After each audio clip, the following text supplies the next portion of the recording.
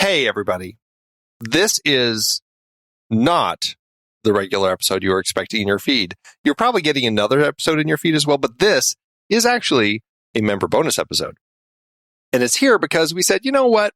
Let's let people who aren't members get a taste of what the members are getting. So, with this episode, probably going to be dropping a few others and just kind of give you a sense as to what you could be getting if you say, you know what, I'm going to become a member and support the next reel.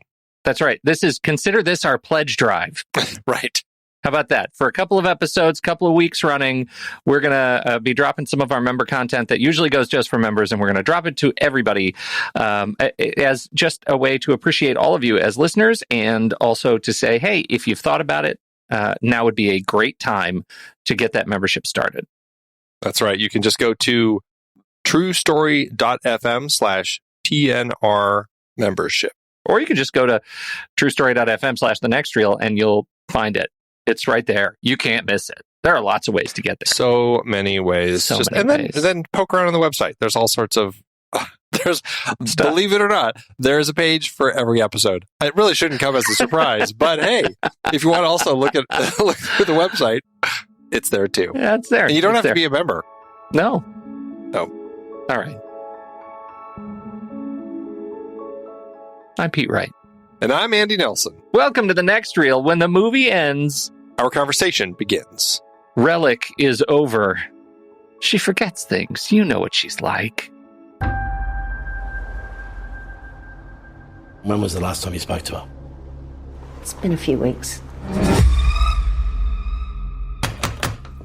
Gran? Mom? Mom! She called me a few weeks ago. I think she was scared. She thought someone was coming into the house.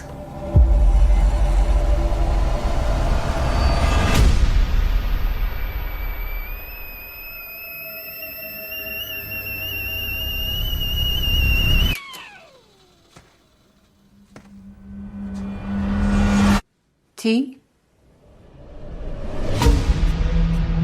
Do you know where you were, Mum? I suppose I went out. What's this? I was on the property when your grandfather inherited it. His mind wasn't there in the end. You can't put Gran in a home. She can't live on her own anymore. She has to be watched. Everything all right, Gran? I thought this was where it got in. Who? Whoever it was coming into the house.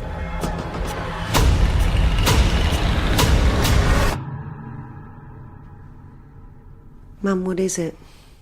It's here. Under the bed. There's nothing under the bed, Mum. Will you check for me?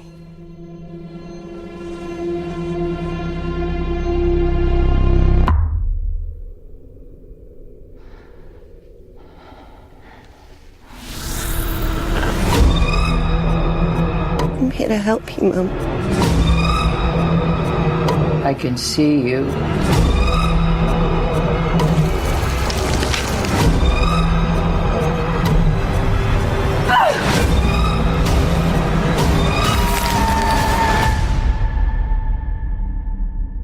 This house seems unfamiliar.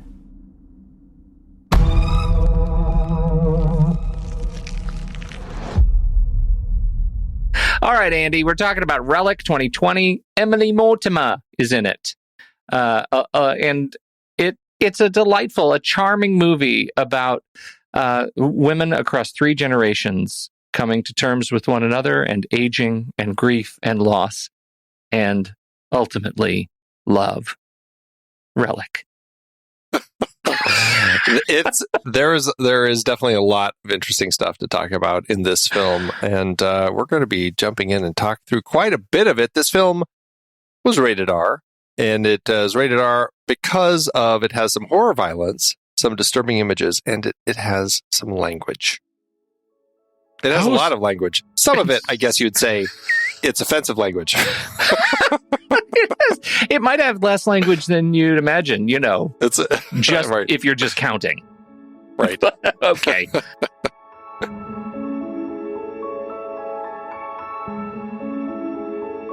Do you want to watch this movie and help us out? When you look into the show notes on your little podcatcher or wherever you're listening to this, you will see some links there at the bottom. And we always put options of places that you can click to go and watch this movie. If you see Apple or you see Amazon links, those links, you can click on it and you can go rent it or buy the movie, and we will get a tiny bit in return. It's a great way to support the show. Just click on that. It doesn't even cost you any extra money. Just click on it, and we get like a 1/10 of a penny. Taste. So a taste. A Vic. Yeah. Taste. Yeah. Just a taste. We're up in our Game in the Merch store. Head over there, TruStory.fm/TNR merch. And we've got shirts, stickers, mugs, masks, pillows. And we're working on the shirt for this very movie as we speak. Yes. Well, I mean, as we speak, we're actually speaking in the podcast. So immediately after we speak, there shall be work done on the shirt for this film. I want to make a shirt with that fantastic stained glass window. I know. So good. Love that. So yeah. good. We are starting to feature audio reviews from you, our dear listeners. We would love to start doing this. We want some people to get on the ball. Send your 30-second audio file to reviews@trustory.fm. Watch the film, get it sent in, generally a couple weeks before the episode's supposed to go live, and we might just put you in the podcast. Letterboxd.com is our favorite social media service. It really is. It's social media, but just for movie lovers. Just movie lovers. Most TV lovers are even shunned from this place. That's how much it loves movies. It's just the movies. If you too like movies, you can get a 20% discount on upgrading your membership to Pro or Patron. Just use the code NEXTREEL at checkout. We've made it easy. We created a redirect. If you go to thenextreel.com/letterboxd, that's letterboxd with no final E. If you go to thenextreel.com/letterboxd, the code will already be applied, and you can get your 20% off. It works for renewals as well. And to the point about recording your reviews early, on Letterboxd in our HQ, we actually have a list there of all of the movies that we're going to be talking about over the course of this entire season, which goes from now all the way through the end of June in 2022. So you can get ahead, look at all the movies we're going to be talking about and get a head start, and then send us those reviews. We're wrapping up our listener questionnaire. It's a quinquennial questionnaire, but we're now wrapping it up. I mean, we're at the end of the questionnaire cycle. We need all of your feedback. Head over to trustory.fm/thenextreel, and you'll see this big questionnaire button. If you click on it, you can actually fill out your responses to the questionnaire. Let us know what you think of the show, of all the shows of True Story FM Entertainment, and help us get better and learn more. We appreciate you. One lucky listener will get a free year of membership. So it pays to get that filled out very soon. And hey, if you are hearing this, it's because you're a member. This episode is for you. You are supporting us, and we really appreciate it. Throwing some of your hard-earned dollars our way so that we can keep making these episodes. We love doing, the regular shows, but we love doing our member bonus episodes, our Flick Chart re-rankings, the retakes. We love doing all of this stuff. So thank you so much for supporting us and helping us out. And, if you're not on Discord yet, hop in there. Be a part of our community there. We would love to hear from more of you in that community.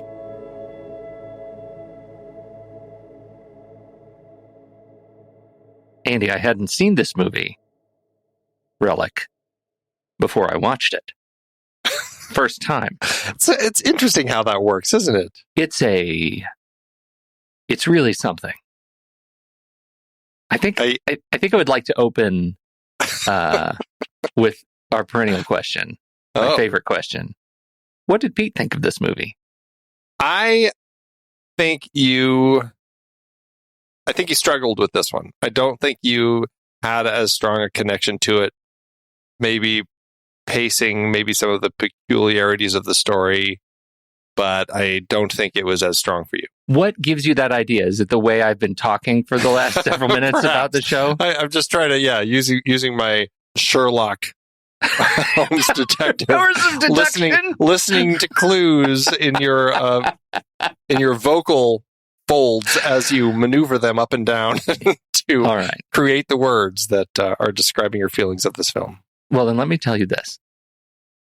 I really like this movie. Okay, good. I really liked it. You're wrong. You're wrong. I did not struggle with it. You were just being deceptive. I was being deceptive. I played you. I just played you. Let me tell you, I like this movie to the point it has such a mood to it, man. Oh God, it's so moody. And when I'm watching it and I had my headphones on, I'm watching it on the TV and I have my headphones on and my wife and daughter were quilting, spread out on the floor in the living room. And they were watching me and occasionally I would catch them looking at me and they're staring at me and I realized I'm literally picking at my skin, like causing like wounds on my skin during some of the sequences in the third act of this movie. It is creepy, moody, dark, compressing. It is all of those things. And I had a really fascinatingly good time with the movie. Did they have to stop you from putting the knife in your cheek? Is that where the do you know what was? My son, it was so mad. He comes downstairs. I did not hear him because I had my headphones on. And it was when she's crawling around and the walls are getting smaller and around every corner, the daughter is crawling around. Amazing. And I just feel this like little tickle on my head and I nearly crap myself. Like he's behind me. I was on the couch and he comes up behind me and tickles my head. And I was like, oops, crap my pants. It is a moody, creepy movie. What'd you think? This was your first time? Was this your first time too? This was my first time. Oh, Andy, you loved this movie. This is catnip for you. I so loved this movie. Oh my God. I could not get enough of this. The mood, just the tension, the way that Natalie Erika James, the director, built the whole, just the tone of the story and did some of the most effective horror directing that was so creepy. I mean, I've seen things like that where you're looking at a frame and the character turns and then something in the background all of a sudden moves that you didn't realize was there. But the way that she did it in kind of putting this film together, it's like it was almost so subtle that it made it that, and it wasn't buried under, musical stings, things like that. No, it made for moments that just kept making this film feel freakier and freakier, and to the point where I'm like, this has to be one of the most effective haunted house sorts of films. Is really what it felt like. It felt like this possession that I never could quite figure out, and it was incredibly effective. I loved it. It is in tone and texture what I expected out of James Wan's latest *Malignant*. Right? Interesting. Can you imagine if he had treated that property with this kind of sensibility? I can absolutely see that. And I feel like that's the kind of moody broodiness that I wanted in the movie. I thought it was absolutely fantastic. And it's another metaphor movie. What'd you learn about this movie? What an interesting thing. And I was very proud of myself, unlike Babadook, which I didn't connect with initially when I first watched that film. You're a hot mess on Babadook. I don't even know. I think I just shut my brain off by that point. I'm like, what is this craziness? With this film, it was like, oh, okay, I think we're dealing with grandma's dementia or Alzheimer's or something like that, where she's clearly not all there. But I found it to be so effective, the way that James kind of constructed this, where we see things, the way that kind of, it's perceived as like these shadows in the house or whatever it is that, there's something that is connecting to Edna, our grandmother character, and the way that it's kind of portrayed and building to that ending, which I just found so haunting and powerful and poignant and heartbreaking. I was really surprised by how effective the metaphor worked in this particular film. And it leaves it open for, in a way, kind of like the Babadook, where it's a similar sort of feeling where you're like, this is something we're going to just be having to live with now. And I don't know. I found it in that sense more effective than the Babadook. I did too. And I don't think its messaging was quite as heavy-handed, even though I feel like I got it early enough. Really, the moment you get the call that grandmother's wandered off and the daughter has to go, like that there's some sort of, we've hit that kind of degenerative phase, and then you see the state of the house. Like you kind of get the picture early on, and then the conversations about the granddaughter moving in, and frankly the conflict between the daughter and the granddaughter about kind of their relationship with grandma, and that kind of power struggle. Like it just feels so familiar and familial to me, like so natural, that by the time we get to the horror elements and you realize that this is very much that sort of horrific psychosocial manifestation of Alzheimer's and the heredity of it. Like this is a really unique and I found it a special way to tell that story and teach the concepts of that kind of grief through these women that I thought was just terrific, and terrifying for each of them to come to terms with it in their own way. I don't want to skip. I guess I'm a little bit leery to skip so far ahead to the very end of the movie, but seeing the three of them lying in bed together as the daughter reaches up and sees the spot on mom's shoulder as a way to final frame the movie, I thought was the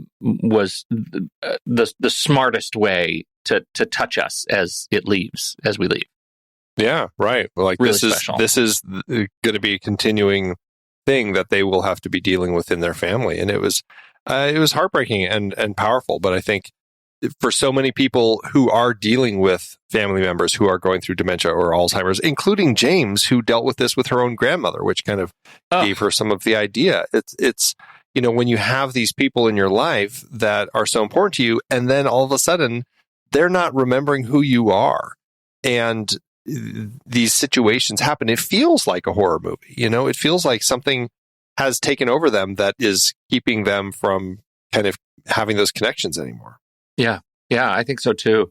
She uses space well to tell these stories. The scene that really stands out to me, I mean, we sort of joked about it earlier about the, grandma eating pictures. Yes. Right. First of all, the metaphor of digesting those memories so that they are inside of us and also nothing is, I think that hits me really hard, right? That's an impactful statement. And then burying them so we can't find them again, or burying them so we know that we're going to be able to find them somewhere, but then we can't trust that memory. The way she uses the frame and sets it, for example, that just straight shot on the two women on their knees with the big green bush behind them, I was like, I felt like I was with them. I felt like I was sitting on the ground watching them from a distance. Like it's rare to feel that in touch with the movie experience, but that moment, the emotion of the moment, the practicalities of the moment, and the setting, and the way she set up the camera was, well, it was great. It was really important.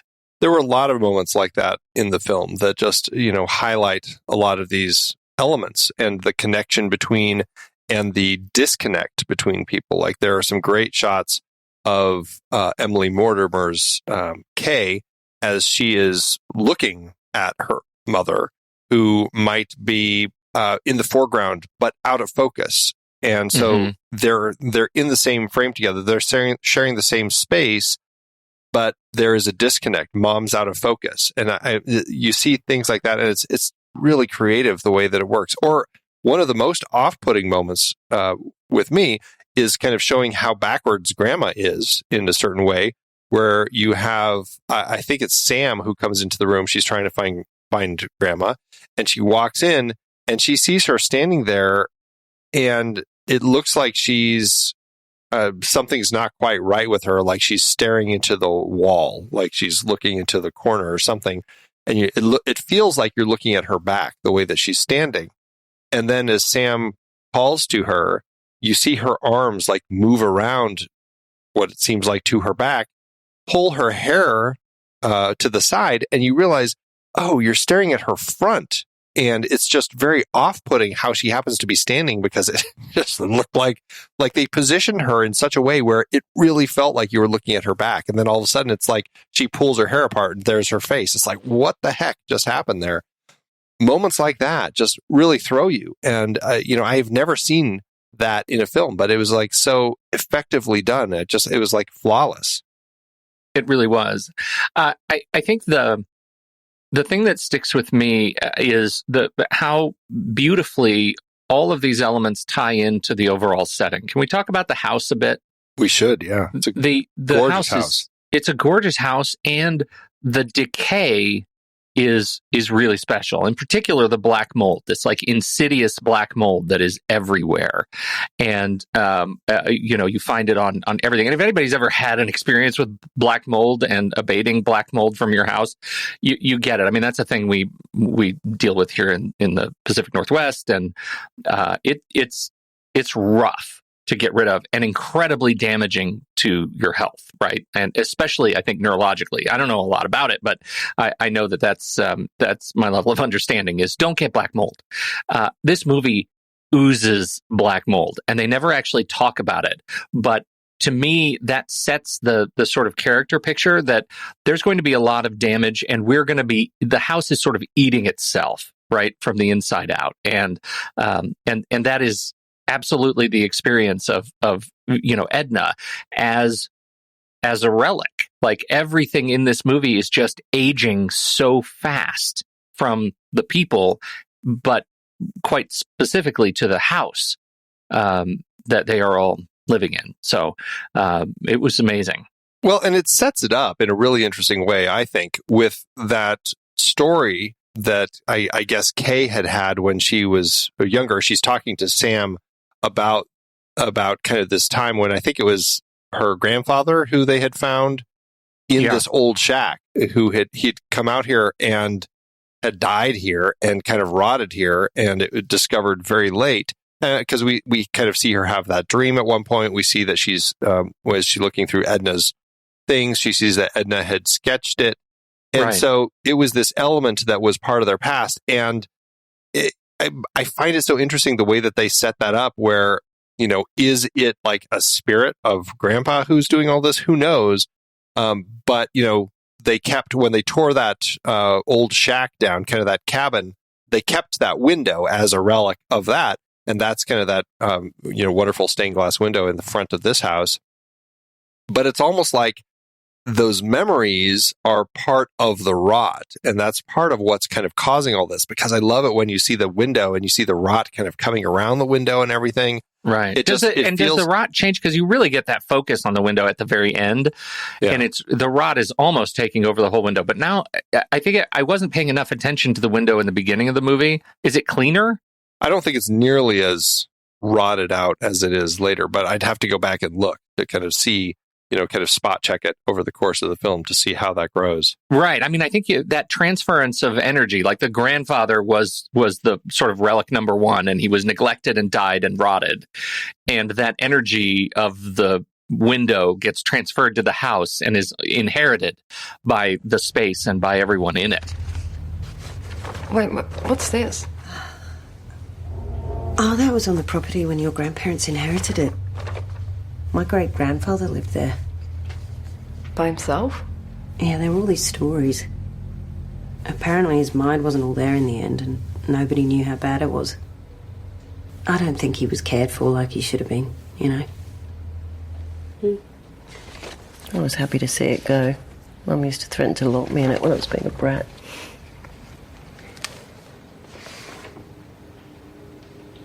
Is that the same window as the one on the door downstairs? Yeah. Yeah, when they tore it down, they saved some of the windows and used them to build into this place. Yeah, and it makes you wonder, like, did Grandpa go through some sort of dementia as well that kind of led him to this place where he got lost, no one found him, he died, and they found him all those days later after he had kind of completely rotted away. Like, is that another element that we're meant to kind of assume here? And so that's part of the rot. It's more kind of like, I guess you could say, the genetic rot, where they have this, in their genes that is going to lead them to eventually kind of go down that dark road. But I find the way that the house is designed so much a part of it because of like that window and the rot. Mm-hmm. And then you get into the labyrinth, as they called it, which is, a really terrifying location. And, it's kind of in the back of the bedroom. It just seems like a closet. But as Sam finds out, it just kind of keeps going because it's kind of that, that storage place of all those old memories. And they're kind of, at that point, metaphorically, they're just deep into kind of the lost places where Grandma had been. But it's an interesting setting and a setup because as you learn, Sam finds out that they have some neighbors who have a son who I don't know, has Down syndrome, something like that, and he had come over. Alex, what happened between Jamie and Gran? They were playing hide and seek, and it was Jamie's turn to hide. And he hid, I guess, in a cupboard with a lock on it.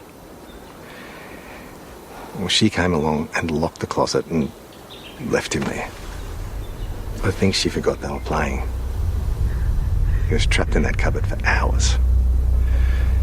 When he didn't come home, I went over there to check on him, and Edna said she hadn't seen him. But I could hear him screaming from upstairs. He had paint under his fingernails just from scratching the door. So we've been keeping our distance a bit. Yeah. No, of course. I get it.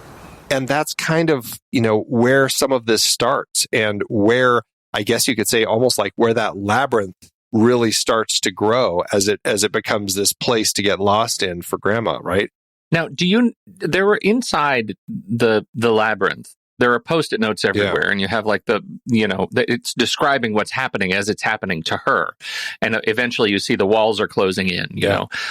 Is it your understanding that the son, the neighbor boy, wrote all those things? Or was that written by Grandma? I just assumed it was Edna. Grandma. I thought Edna had been writing notes for herself at some point, earlier on before she got too far gone.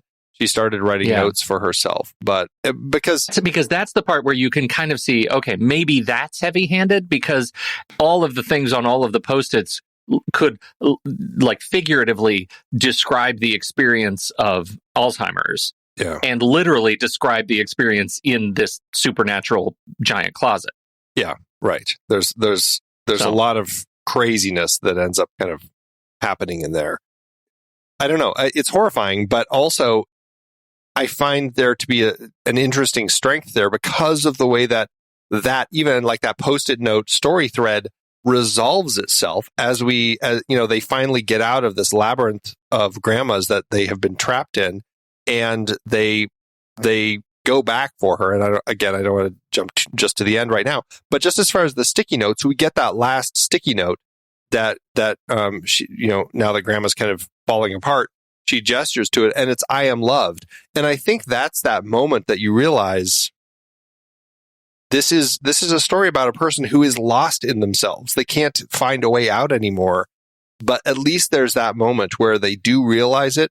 There's that Post-it note there that shows you, there's still enough there for her to recognize in this one moment, I am loved. And it's a very powerful moment. Well, and it sets up perfectly the transverse. I think that's what I mean to say, where we've been talking about the experience of Edna going through this, but the other side, like the horror movie part of it, is when we switch perspectives to the daughter and granddaughter, and they sort of embody that sort of personification of fear of Alzheimer's, fear of the disease, fear of what it does to people, fear of the experience of not being remembered, that manifests in the movie as Grandma turning into this horror creature that chases them through the halls and across the stairs. And it's a great character design. I think it's really lovely what happens to Grandma as her bones start breaking and then coming back together, and she's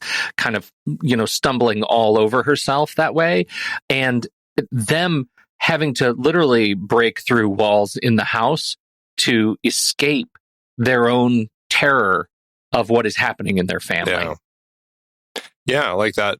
I mean, they're completely lost. It's like a nightmare scenario that they're stuck in where they just can't get out. Like everything is closing in on them. They're feeling trapped. And it becomes a moment where they do have to break through that wall. And I think in this case, I found the way that the metaphor played just very effective because, I can see that. I can see them having to deal with this where they're trapped and they have to find a way out of their own potential, downward spiral into this to get out so that they can kind of break free and, and get away from it. But again, the strength of the story is the fact that Kay stops and says, I have to go back. I can't leave her. Okay. That was the neutron bomb of the movie. For me. That, I think, if I didn't like the movie, it would be because that twist didn't happen, right? Because I was ready for this to be let's escape the monster movie. Yeah. Right? I was ready for that to happen. And this still could have been a glorious metaphor to aging and dying and Alzheimer's and all that. But when she says, I can't leave her, and the daughter's saying, it's not grandma, it's not grandma. But then we go back into ritual mode, and it ends up being at once horrible because we're looking at the grotesquerie of pulling the skin off, which, as I understand it, is a nod to the Japanese funeral rite, right? That there is this sort of ceremonial kind of disrobing, and as she's pulling piece by piece the skin and hair off, revealing this kind of dark skinned lizard sort of looking version of grandma. It becomes one of the most beautiful exercises of embracing the end that I've seen in much more literal non-science fiction horror films. It's beautiful. This is the first time I've had an experience with a straight up horror movie that I've wanted to recommend to my mother. That's saying something. That is saying something. It's saying something. Now, and it's funny. I just watched the Japanese film Departures right before this without any context at all between the two. What's Departures about? I don't know. I've not heard of that one. The long and the short, it's about a guy who returns to his small town, needs a job, and ends up working at an NK agent. And that's the company that basically does these funeral rites. And so he ends up in this position where all of a sudden now he's having to participate in these very, very specific rites that they would perform with a dead body, as far as like kind of washing it and disrobing it and the way that they would treat it and everything. And so it was really interesting to have just watched that. You did your homework. I know. It's like I did my homework. You didn't even need to tell me you had no connection. Like, you could have laid into that. I was preparing for Relic, Pete, so I watched Departures. It'd be fine. I would not question you. That's funny. So it was interesting. And watching as Kay has that realization as she starts kind of peeling off the layers, to find that inner core of her mother and make that connection. I mean, it was so beautiful and so heartbreaking. Let's talk about self-abuse. Grandma with the knife and the bath and the water and the stabbing of the face and the chest and all of that. Like, there is a whole sequence in the, like, kind of in the middle of the film where we get this, the experience of grandma kind of unveiling the horror that she's going through, that she's living through, and it manifests through her doing a lot of self-harm. It's tough. Again, I think a lot of it speaks to just things that people have to deal with family members when they get old. But I mean, when she's in the bathtub and you see that grandma she has rot all over her. Yeah. And as she's just kind of scratching at and pulling at the skin on her chest, it's like, ugh. Yeah. But what I love about it is it's so effectively done as a horror movie, especially after that open, right? Where we see the bathtub overflowing. We watch the water as it comes down the stairs. We end up at the Christmas tree. We see grandma standing there naked. And then she turns to kind of toward us, toward the camera. And behind her, there's a shape that moves. And then we cut and we find out that it's later, and the mom and daughter are on their way because grandma's missing. And I was like, what an effective way to set up a story about possession of some kind. We don't really know what it is, but it feels like grandma's been possessed. And that's really where the bulk of the film is. It's like we saw a shape at the beginning. We see shapes kind of off and on throughout the film, just like always kind of popping up in the background. Very effective way that James does that. It's some of the most effective stuff that I've seen. But we see those moments, And then we come to realize it isn't this kind of demon or creature or grandpa or whatever it was that had possessed her. It's just like, it's the disease, and the disease has now gotten into her. It's taken root, and it's put her in this place where she's wandering off and has no idea where she is, and comes back and thinks everything's fine. Like, it sets it up in such a wonderful way where it all makes sense. Totally. It's incredible, just how everything pieces itself sort of back together. And so on my first viewing, all of that stuff, like even from the first sort of vision of the dog, the rotting dog, and all of that stuff feels incredibly creepy and very horror movie tropey. And by the time the movie is over and you realize what it was saying, it immediately, everything falls into place, and it makes, like, I'm really looking forward to watching this again. Because knowing what I know now, I feel like you can watch the movie with a degree of sympathy and empathy, Absolutely, right? For what these characters are going through, every single one of them, in a special way.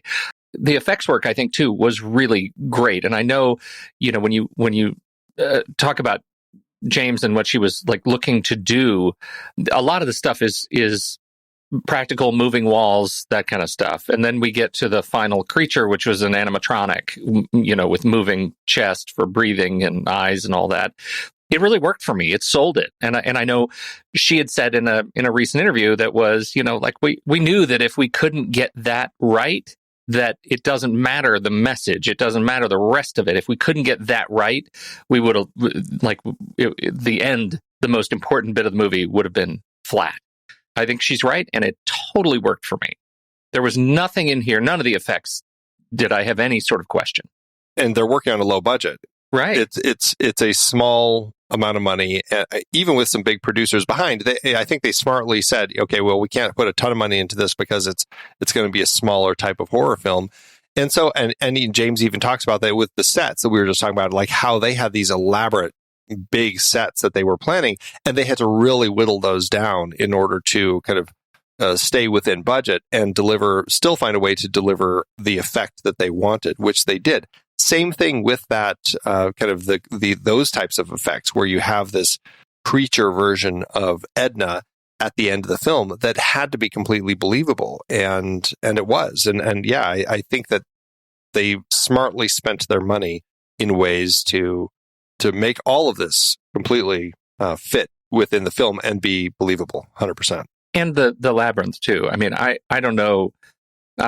Sometimes you watch these things where you turn the corner and you're practically in the same corner with some books moved around. But I never got that question where I was trying to figure out the layout of the labyrinth. And I did go back and watch the labyrinth a couple of times because I was really interested in how she got in there. What were the rules that they set up? They cut to the door and how she keeps the door open. What is the rule around the door? Was it that the door actually closed behind her at some point that we didn't see, and therefore she was now in the world of the labyrinth? What was, like, I really wanted to kind of understand that until I got to the end and realized, oh, that doesn't matter. It doesn't matter at all. Right. So let it go. But it is a fascinating set piece that I never questioned. Oh, and when Grandma gets in there too, I mean, that's speaking also of just the effects, the way that she would move in there, and the confrontations that they had. I mean, it was, I don't know, I found it to be incredibly effective. Just kind of all of that. They found a way to capture all of this, and it works very well. Okay, Crestwick. Yeah. I just want to talk a little bit about Crestwick, because they're in Crestwick, right? Come to Crestwick. She has that line in the movie. The town of Crestwick. The town of Crestwick. And then there's a short film. Yeah, the short film that James had done 5 years, I think, before this. No, just 3 years before this. It was I found it to be again another effective short film. A young person who comes to visit his father, who builds furniture, and keeps hearing like sounds, and she goes into the place where he makes furniture, and things are on and all this stuff, and then looks at the furniture that Dad's making, and it's like all sorts of, it starts getting wackier and wackier, like some of the furniture that he's super making. H.R. Geiger kind of stuff. Crazy furniture. And then you get that end piece, and I don't want to spoil it, but it was a very surprising, terrifying end. But I feel like there is something like, which I probably didn't think about when I watched the short, but now seeing this, I can see exactly where James was going with that. And I find that to be, again, another effective use of kind of creating that mood and that idea of this monster that has taken over your parent. Yeah. I watched, I don't think maybe you had watched Crestwick, but I don't think you'd watched Relic before when you sent me the link to Crestwick. Correct. Right? I had already seen Crestwick. So I watched Crestwick, and I expected there to be like a more literal tie-in, but it really is a metaphorical tie-in. Like that, I don't get the feeling that there's any other connection than this is the spiritual sort of inspiration for the longer film. To that end, maybe her next one, because she did a short film right after Crestwick called Drumwave, and that one, it's a young pianist is forced to confront her fear of motherhood when she marries into a remote island community with bizarre fertility rituals. She's already working on the feature version of that. I think that I saw that she got some financing approved for that and had been moving forward, which makes me wonder if the feature version of Drumwave is basically going to be a more like literal interpretation, like a longer form version of that short film rather than this one. Yeah, that's interesting. I'm really loving as we're doing these horror movies. And I think there are more of them maybe than in other genres of filmmakers making short films that really demonstrate how good they are at establishing mood and murk and on low budget in short bursts and getting financing to go make their bigger movies a reality. This has been a real treat to be able to see the seed films that lead to these bigger films. Have you seen Clickbait at all, the Netflix show? No. So she co-wrote this with Christian White, who also wrote the short Crestwick. And I think is also going to be working on Apartment 7A with her as well. But also he's the creator of Clickbait. And so I'm curious to watch that show now and try to get a sense of it, because I don't know. I'm wondering how much are we pulling from the work of Christian versus the work of James, Yeah, that's really interesting. I have to say, I don't think I have. Clickbait. It's a Netflix. I've seen. It's another pretty new, right? It was just like this year. Oh yeah, it's very recent. Yeah. I don't know exactly when, but in fact, if I look, it was just last month, or by the time this comes out, will have been late August is when it was released on Netflix. Family man Nick Brewer abducted in a crime with a sinister online twist. Those closest to him race to uncover who is behind it and why. Yeah. Well, it's a 98% match for me. 7.3 on IMDb. It is. Yeah. It's a popular one, so I'm curious to check that one out now. Me too. Yeah. I will say just as a last note on this, I suppose, before we start moving on, I always love the idea of haunted houses. Unfortunately, I so often find myself disappointed in haunted house movies. Why is that? What is it that the haunted house movies let you down? Because I think that they end up needing to kind of make the ghosts turn it into something like The Haunting, which is just such nonsense. The remake. I go back to something like the original The Haunting or The Innocents that we've talked about on the show before, or The Changeling, which is, possibly one of my favorite haunted house movies. Like, there are certain ones that work really well. And I find that it's when it's less overt, like, oh, there's a ghost running down the hall or something like that, that I find that they work better. Or in cases like this, where it's this more metaphorical sort of house. Well, and what's interesting about this one is that the house, we're really inside her mind with the house, right? The house is largely not a part of it. She would, this experience would possess her, her surroundings based on the rules of the movie if she was in my house. Right? I get the feeling I could walk into my closet and go forever if she were hanging out on the couch. And I think that's what I like about it, because the house is sort of, they did wonderful things with the house, but in terms of the narrative itself, the house is kind of irrelevant. Well, except for the fact that the house represents the memories. And I don't think if she were in your house, it's not going to be the same, right?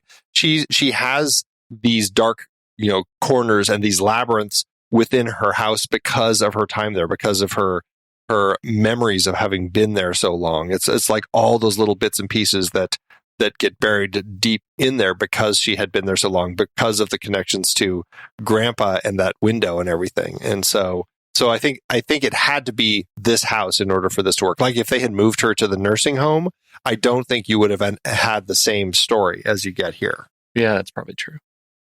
But I do like the fact that the house itself, it's a manifestation of memories, but the house itself is kind of irrelevant. It's not like The Haunting of Hill House, like the house where the house is a character. I tire of that a little bit. Right. I think. Yeah. No. And that point I think does make sense. Okay.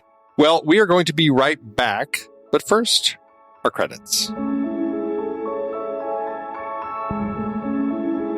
The next reel is a production of TruStory FM, engineering by Andy Nelson, music by Sivan Talmor and Yehezkel Raz, Oriel Novella, and Eli Catlin. Andy usually finds the stats for the awards and numbers at the-numbers.com, boxofficemojo.com, imdb.com, and wikipedia.org. Find the show at truestory.fm, and if your podcast app allows ratings and reviews, please consider doing that for our show.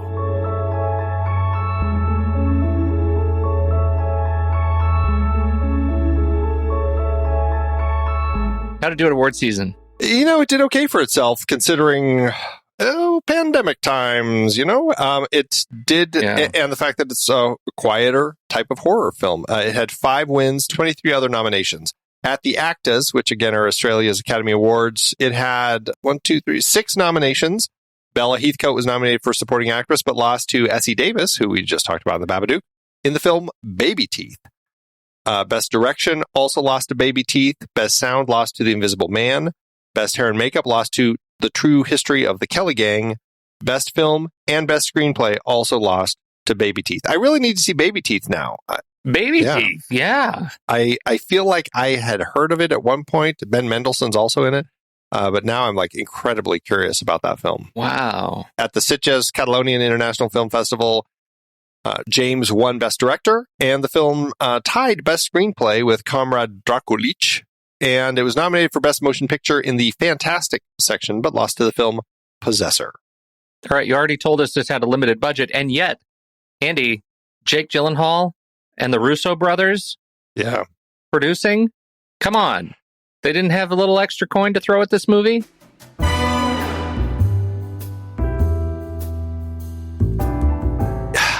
I wish I could tell you. James was working with a low budget. That's what's kind of out there, is that it was a low budget film for her debut. And as you said, obviously found some strong support with Jake Gyllenhaal producing, with the Russo brothers coming on as executive producers. I couldn't find anywhere online where it actually reported the actual budget. It did sound like Screen Australia gave them a start with $1 million Australian dollars. Who knows where it went from there, though. So I just don't have a lot. The movie did premiere at Sundance 2020, where IFC Midnight then went on to pick it up a few months later. Obviously, COVID affected the release strategy.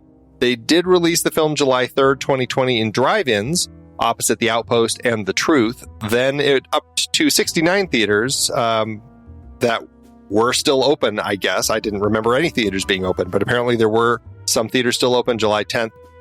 They obviously were expecting more money to come in from streaming because it was a day-and-date release with video on demand. And that's the same day that it did debut via streaming in Australia, James's home country. This movie went on to earn a hair over $1 million domestically and $1.8 million internationally. I'll say that's a strong turnout for COVID times, giving it a total gross of $2.9 million. I just don't know if it made any money back, but it certainly showed people what James could do and was what she needed to get her next feature, Drumwave, going. That's amazing. That people were still going to the movies in July. I didn't think any theaters were open still, but 69 at least. Yeah, 69. Well, this was a fun watch. Can't wait for Mom to see it. And I know it's one that I'm going to see again. Yeah, me too. This is one that I would definitely consider just picking up just so I had, because it's just such a ride through just a haunting mood. I just really loved seeing what James did here, and it got me excited to watch anything else she does. All right, Andy, then let's go to Letterboxd. How are you going to review this one? Boy, I tell you, I am really torn on this because part of me wants to just say it's a 5-star film. Is it 4.5? I'm going to say 5 stars. Screw it. 5 stars and a heart. Really? I was just from the opening frames to the end. I was in love with it. So there you go. Wow. I know. I'm not expecting it. I may be going big, but you know what? That's me with this show. So often I'm just like, screw it. I'm going big. Go big or go home. Go big or go home. Yeah. Right. I don't know that I don't know. I was with you. I was thinking 4.5 stars is definitely the highest so far of the horror movies I think that we've watched. But is it a 5-star film for me? Where would the stars have fallen, Andy? Where would they wither the stars? Right. Exactly. That's always the question. Curse it. I'm going to do it too. I'm going to say 5 stars. I'll say 5 stars. I'm going to give it a heart with 5 of the stars, and we'll see. I got stars to spare from the other movies that didn't get 5 stars. In my bucket of my limited bucket of stars. That's right. You're star stealing now. So we'll see. I might have to shave off a star later in order to make room for another movie, but I'm going to give this a 5-star. I really enjoyed it. Yeah, strong film. I'm glad the members picked it for us to talk about. And so thank you, members, so much for picking this film. We will be getting a list up in our Show Talk channel some point soon with the poll for our October member bonus episode. Yeah. But for now, that's it for this one. So it was a great addition to our horror debuts series. I'm thrilled that we got a chance to talk about this because I don't know if I had this film. I'd heard of this film, but I don't know if I had it like on my list of films to watch. Yeah, I definitely didn't. This was completely out of the blue. What a delightful watch this was. So what did you think about it? We want to know. Head over to the Show Talk channel on Discord. We'll be talking about this movie this week. When the movie ends, our conversation begins.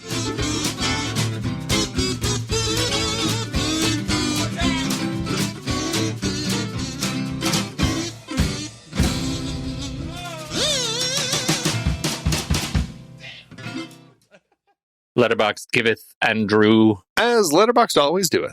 I drew the most popular review this week. Can I go first? Ooh, please do. Yeah, Order of popularity. Order of popularity. This is Josh Lewis, who has 894 likes on this review. I don't know what the third word is. What would you call... Oh, MFers. Yeah. MFers. Okay. Yeah, I had a hard time with All that right. one. Well, isn't there usually like an apostrophe in there somewhere? It's like Dr. Haffer. It's like Dr. Haffer. Yeah, it's like you Mafers. If you MFers trick me into watching one more of these droning, underlit, vaguely art house, slow burn dramas that graft some haunted house movie vocabulary onto a theme and call it a day, 1,000 ellipses. Watching that final shot, all I could think about was how pissed these filmmakers must have been that the title Hereditary wasn't already taken. LOL. Yeah. There is some truth in that. Hereditary. Mm-hmm. I can see why. What do you got? I have a 1.5 star film by Todd who says, Gran. As a quote by everyone in this movie. This film moves slowly while doing nothing of significance. I've already forgotten it. Oh. There it is. Oh. I know. Thanks. Does this speak louder to us because we have a deep-seated anxiety about actually contracting Alzheimer's ourselves? Maybe that we're I don't know, not able to face. Yeah, that very well could be, but as you look through it, there are certainly a lot of people who say, what a snooze. This is so boring. Everything is very expected. And I'm just like, not for me. I loved it. I know. To them, I say, just you wait. Just you wait. Thanks, Letterboxd.